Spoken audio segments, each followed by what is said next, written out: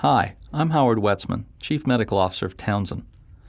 I want to take a few minutes to tell you about anger, one of our biggest problems in early recovery. What makes us angry and what we do about it has a big effect on our ability to stay sober.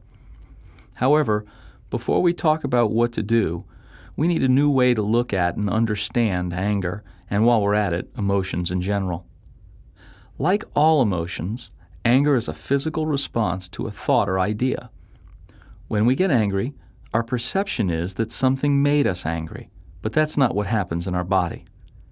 When we see something threatening, we have an angry response. If we see something that isn't threatening, but we perceive it as threatening, we have the same angry response. So when we see something and don't take the time to see if it's really a threat, our body will respond in anger. That response that we feel is part of the fight or flight survival mechanism we all have built in. When we are threatened, or only think we are, our heart rate goes up, blood pressure goes up, our muscles get tense, adrenaline comes pouring out, we're ready to run. But we don't live in the open savanna anymore, and often there's no place to run.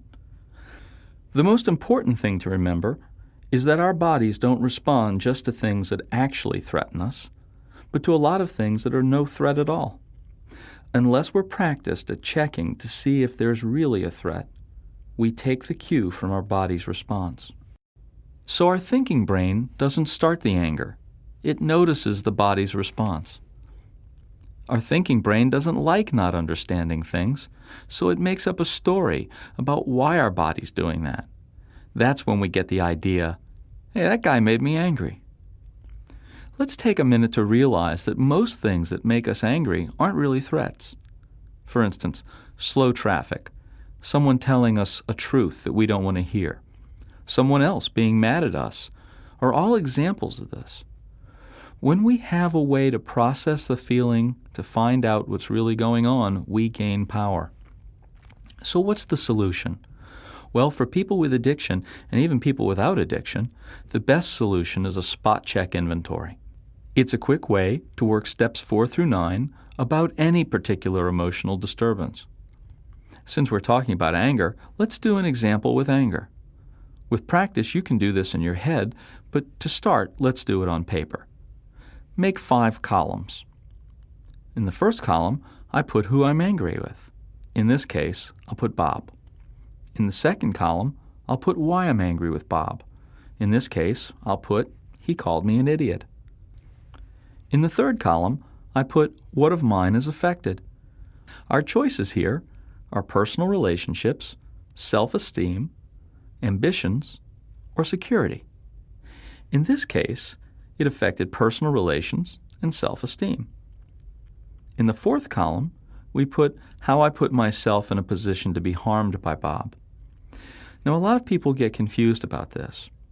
It's not what I did to make Bob do what he did. I may not have done anything.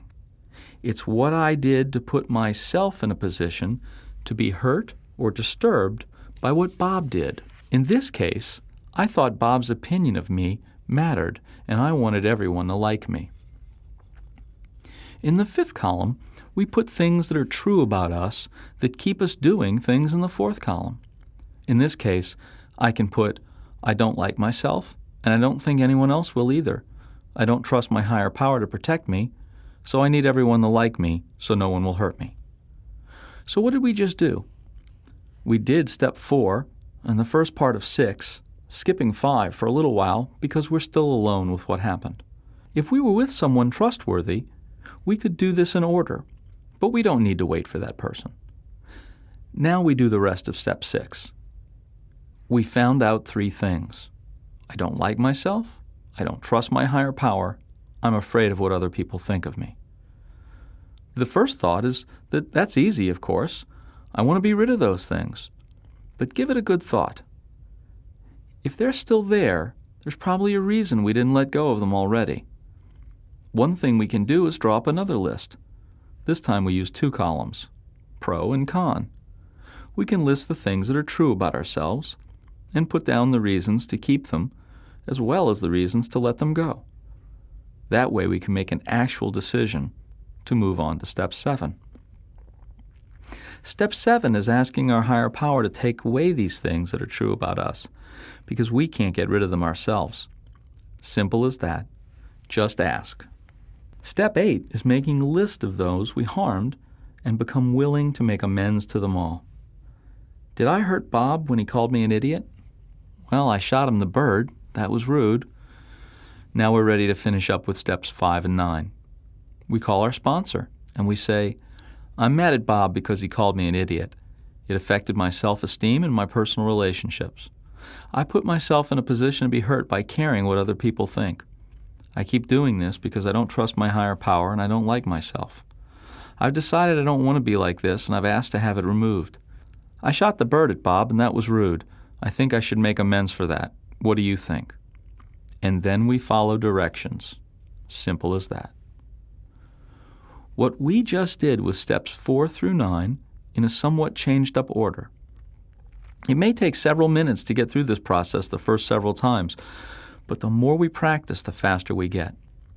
We may need to do this 10 or more times a day at first, but most important is to do it immediately whenever we're disturbed. But what does this do to our brain? When we're angry, our thinking brain knows at some level that it's not in control. It has to make up a story to create a sense of control. But it knows the story's a lie, and we feel less than. We may get a hit of dopamine from a fit of anger, but because we feel less than, we'll lose dopamine receptors, and our dopamine tone will go down. Working steps 4 through 9 prevents that and keeps our dopamine tone stable and the symptoms suppressed.